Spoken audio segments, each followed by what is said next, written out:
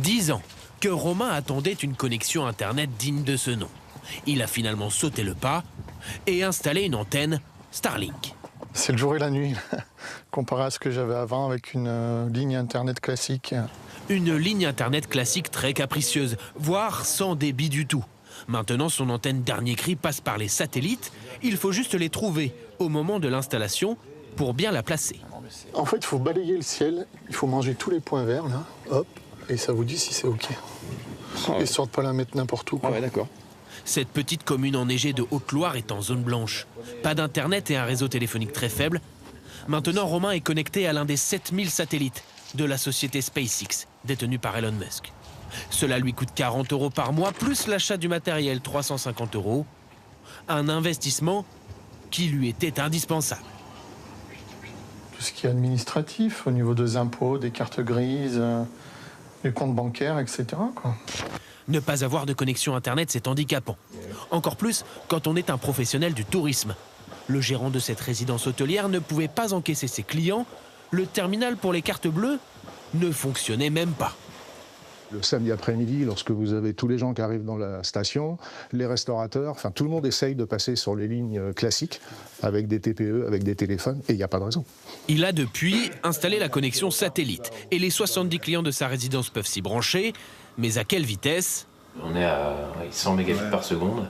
Mais pour information, lorsque j'étais chez un opérateur classique, on était entre 12 et 14.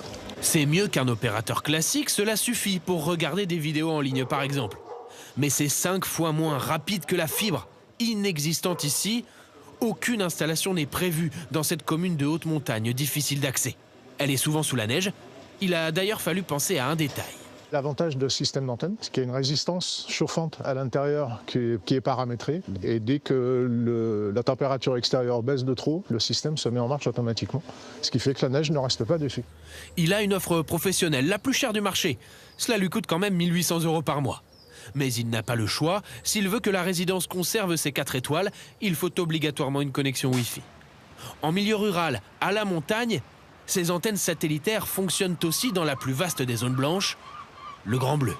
Certains skippers les utilisent même lors des compétitions pour communiquer avec leurs proches, mais pas seulement. Hier soir, mes 3 filles étaient en rade pour dîner parce que leur maman était au tennis. Du coup, mon aîné m'a appelé et du milieu de l'Atlantique Sud, j'ai fait une commande McDo et le McDo a été livré à 20h10 à la maison à Vannes. C'est pas dingue ça? Dingue. Et nous ne sommes pas au bout de nos surprises. Cette société a installé des milliers d'antennes en France. Son patron en est convaincu, les zones blanches ne seront bientôt plus qu'un mauvais souvenir. Ça a déjà beaucoup démocratisé l'accès à la télécom par satellite. Starlink a aussi en projet de connecter les satellites directement au smartphone. Au point de remplacer nos réseaux traditionnels, pas sûr.